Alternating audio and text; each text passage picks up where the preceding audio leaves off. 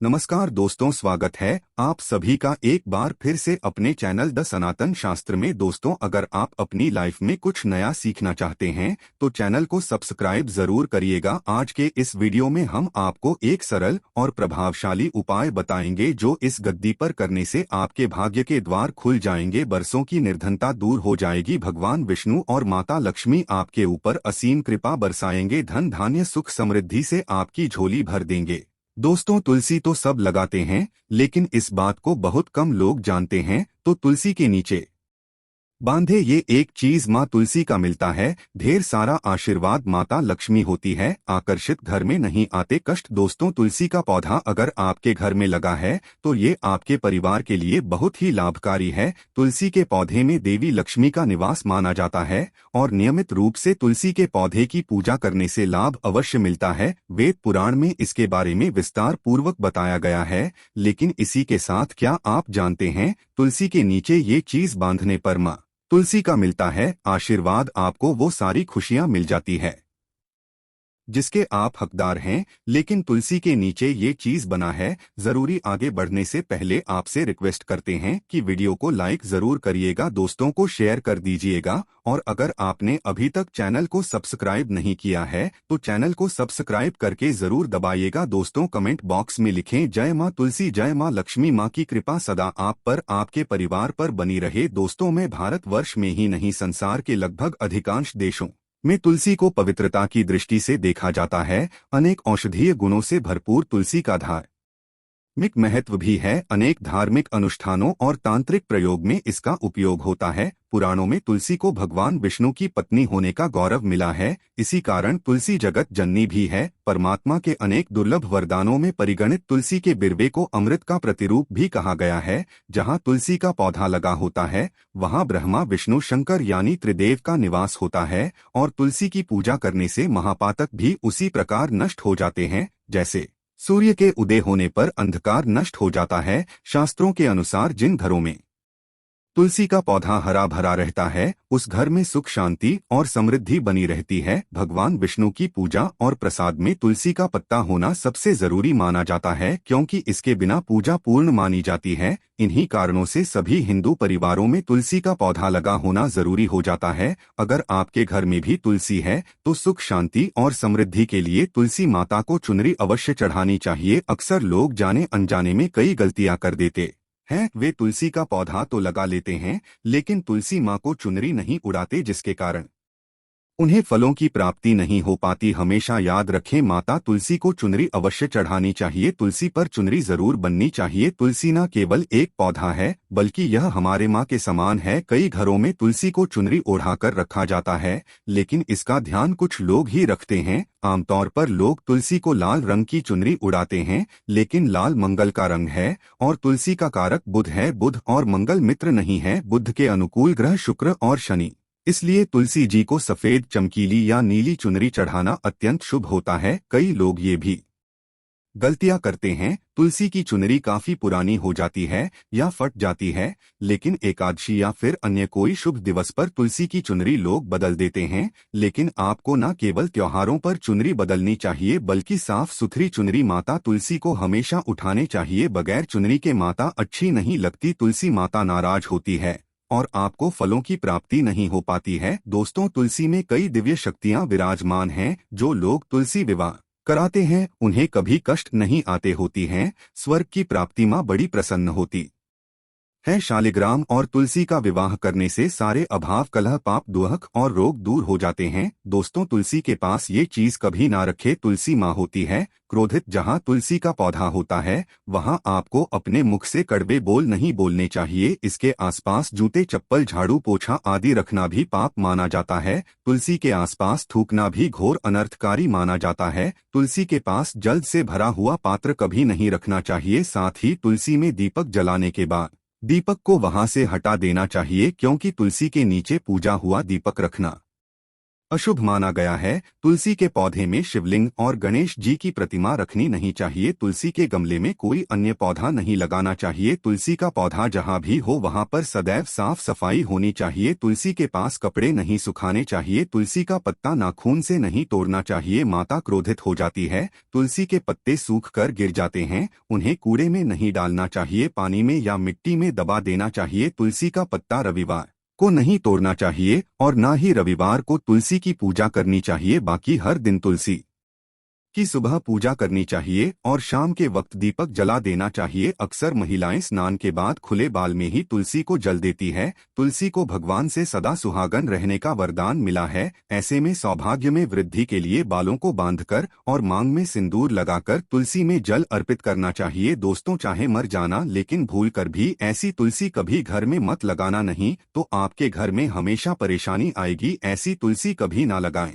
दोस्तों, कभी भी गंदी मिट्टी में तुलसी का पौधा मत लगाना, इससे नकारात्मक ऊर्जा का साया प्रवेश कर जाता है और माता तुलसी नाराज हो जाती है। घर में सूखी तुलसी नहीं रखी जाती, इससे अकाल मृत्यु का खतरा बना रहता है। घर की सुख समृद्धि सब खत्म हो जाती है। घर में सूखी तुलसी होने से माता लक्ष्मी कभी वास नहीं करती, चाहे कुछ भी हो जाए। अगर आपकी तुलसी सूख गई है तो इससे ये पता चलता है कि आने वाले समय में आपका बहुत बुरा समय आ सकता है। शास्त्रों में बताया जाता है कि सूखी तुलसी घर में लगाने पर माँ तुलसी का अपमान माना गया है। ऐसे घर से हमेशा हमेशा के लिए तुलसी माता क्रोधित रहती है। दोस्तों, मासिक धर्म में किसी भी पौधे में पानी नहीं डालना चाहिए, खासकर तुलसी में तो भूलकर भी नहीं। ऐसा करने से तुलसी का पौधा सूख सकता है और घर की सुख शांति सब भंग हो सकती हैं। तुलसी के पौधे में नियमित साफ सफाई करनी चाहिए। तुलसी के पौधे में केमिकल नहीं डालना चाहिए। तुलसी में हमेशा खाद्य पदार्थ या कंपोस्ट ही डालना चाहिए।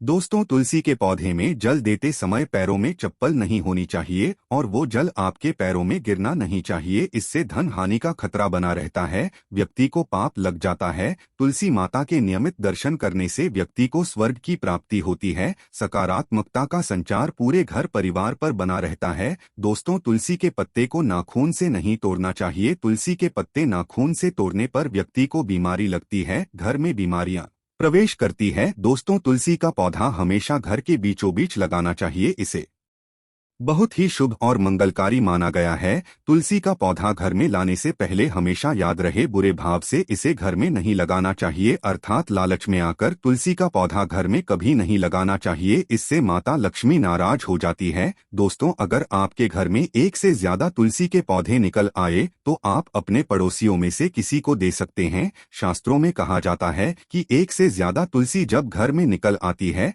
तो वो बहुत ही शुभ माना गया है। ये साक्षात माता लक्ष्मी के आने का संकेत माना जाता है। देवी लक्ष्मी आपसे बहुत खुश हैं। तुलसी के पौधों को विषम संख्या में रखना चाहिए, जैसे 3, 5, 7 आदि। तुलसी में कभी शिवलिंग को नहीं रखना चाहिए। गणेश की प्रतिमा भी तुलसी में नहीं रखनी चाहिए, इससे उल्टा घर में विनाश होता है। नियमित तुलसी में दीपक जलाने से कई करोड़ों पुण्य व्यक्ति को प्राप्त हो जाते हैं और व्यक्ति स्वर्ग की प्राप्ति कर लेता है। दोस्तों, होता है घोर अनर्थ, ऐसे पौधे लगाकर माँ तुलसी नाराज हो जाती है। घर में तुलसी के पास इन पौधों को कभी नहीं लगाना चाहिए। ये पौधे अशुभ होने के साथ साथ पूरे घर का विनाश भी करते हैं। माँ तुलसी होती है क्रोधित, आज ही इन पौधों को घर से बाहर करें। दोस्तों, यकीन माने हम आपको शास्त्रों के अनुसार बता रहे हैं कि वो पौधा कोई और नहीं बल्कि नागफनी का पौधा है। जी हाँ, नागफनी का पौधा तो आपने जरूर देखा होगा। आपको बता दें, आप ऐसे कई घरों को देख सकते हैं जहां पर नागफनी का पौधा कभी नहीं होता है, क्योंकि यह पौधा नकारात्मक ऊर्जा का संचार करता है।